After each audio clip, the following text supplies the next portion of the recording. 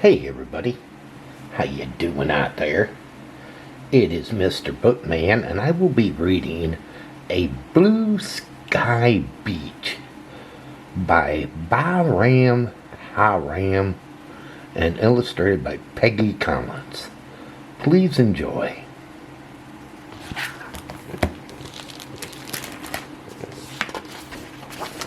A sky blue beach.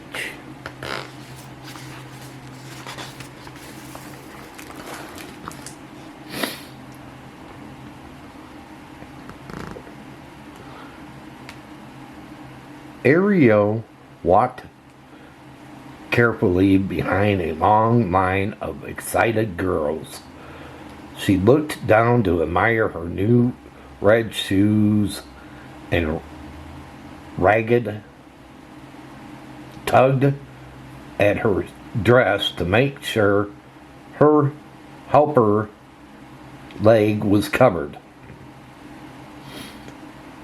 Ariel got a helper leg after she had an accident. She stayed in the hospital for a long time and rested at home. Now she was ready to go back to school. But her school, a mud brick building, had no beaches. During the war, all the wooden furniture had been buried to keep the houses warm. Ariel was worried about sitting on the floor all day.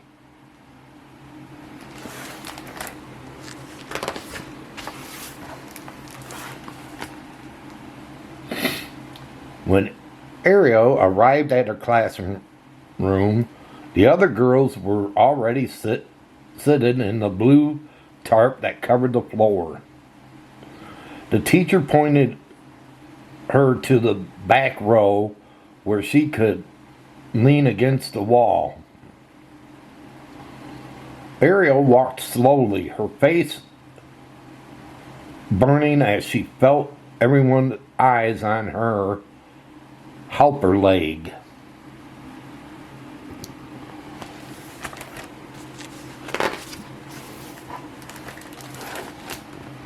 It didn't take Ariel long to realize that it was no easy to sit down or to get up from the floor.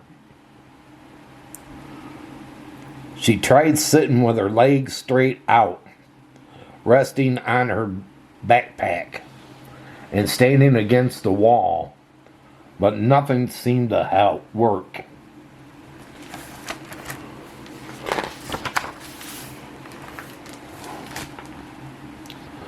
That night, when Mama tucked her into bed, Ariel's eyes wide up. I don't want to go to school anymore. She couldn't hide the aches she was feeling from sitting on the floor all day. I know it hurts, Mama says, wrapping her arms around Ariel, but I also know that you can get through this. My tough little girl, I could carry your books. Ariel's little brother, Bahak, chimed in. I'm a little boy now. See, my baby tooth is loose. He wiggled it with his finger, making Ariel smile.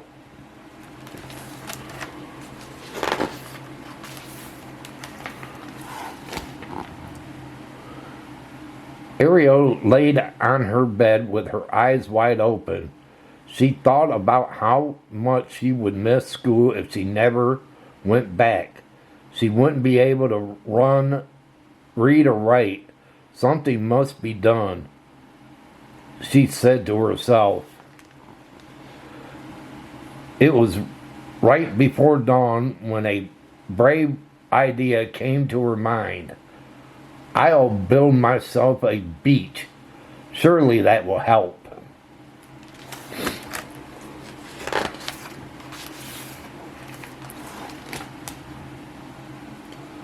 When Ariel told her classmates about her idea. They laughed and said, "Girls don't build beaches." I can do anything a boy can," Ariel replied firmly.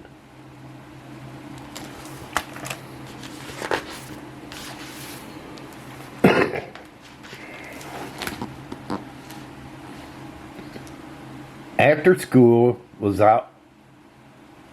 let out, Ariel and her friends paced the city collecting discarded wooden boards, broken pieces of chairs, and lots of nails and screws.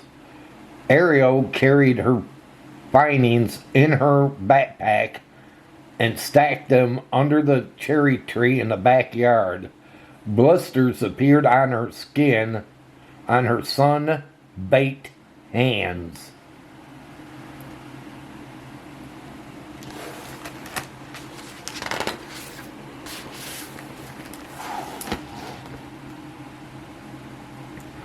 Later that week, Ariel and Mama went to see Kaka Najar, the carpenter in the old city, for some help. They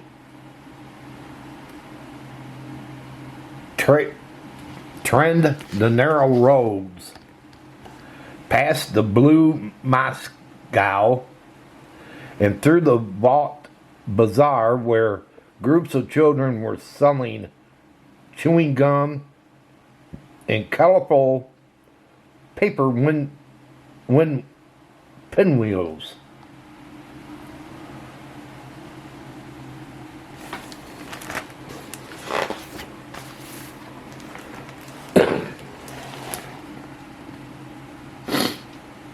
Ariel offered a loaf of sweetbread to Kaka Najar in return for teaching her how to make a beach.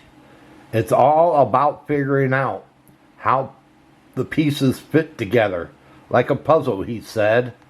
He loaned her some of his work tools, a hammer, a saw, a chisel, different types of screwdrivers, a brush stiff with dry paint. Handing her a can, he said, "This paint is my gift to you. Sky blue is the color of courage, peace," and he tapped at his temple wisdom.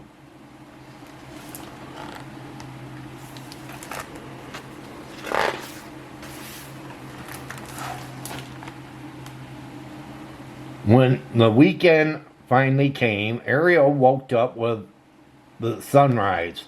She sat up her workstation under the cherry tree. Her eyes were alight and her movements were brisk.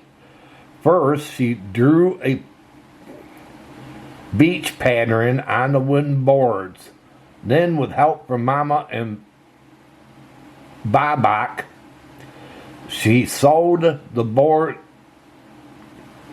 into many pieces. Sawdust blew across the backyard, leaving an earthly scent behind.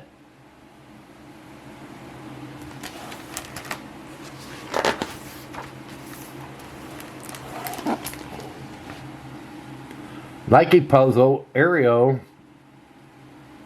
said to Babak, showing him how to hold the pieces steady. She pressed the tip of a nail into the wood, and hit it hard with a hammer. Thud, thud, thud. At least Ariel dipped the brush into the sky blue paint and splashed layer after layer onto the wooden bench. Sky blue is for courage, peace, and wisdom, Ariel whispered to herself.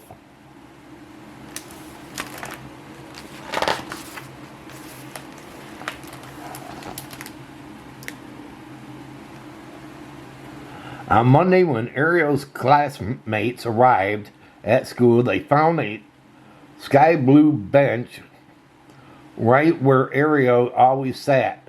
It was not high.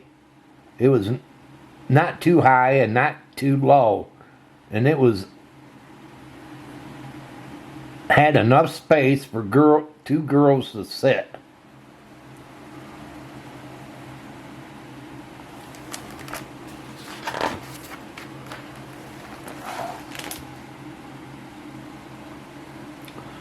The girls circled around with their chadors pulled over their mouths. Wow, they said. It's beautiful. Standing by the window, Ariel watched her classmates' surprised faces.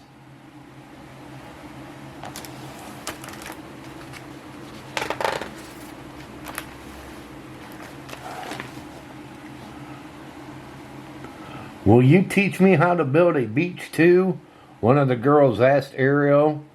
You need tables. We need tables, said another, bouncing up and down like a rubber ball, and a bookshelf too. Ariel thought about her can of blue sky paint.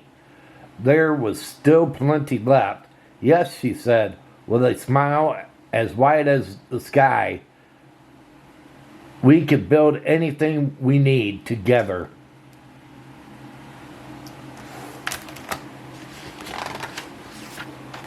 Yep. If you set your mind to something, you could do it. That's true. You could do it if you set your mind to it. Always set your mind to things, people. And that's for sure. Well, everybody, I hope all of you enjoyed this book reading. And if you did, can you give it a thumbs up? Smash that thumbs up button. If you're new and you came along this reading, hit that red subscribe button down below. And subscribe to my channel. Also hit that notification bell. Whenever I upload, you'll be notified. But until next time, they call me Mr. Bookman. And this book reading's over. Have a good one, and take care, everybody.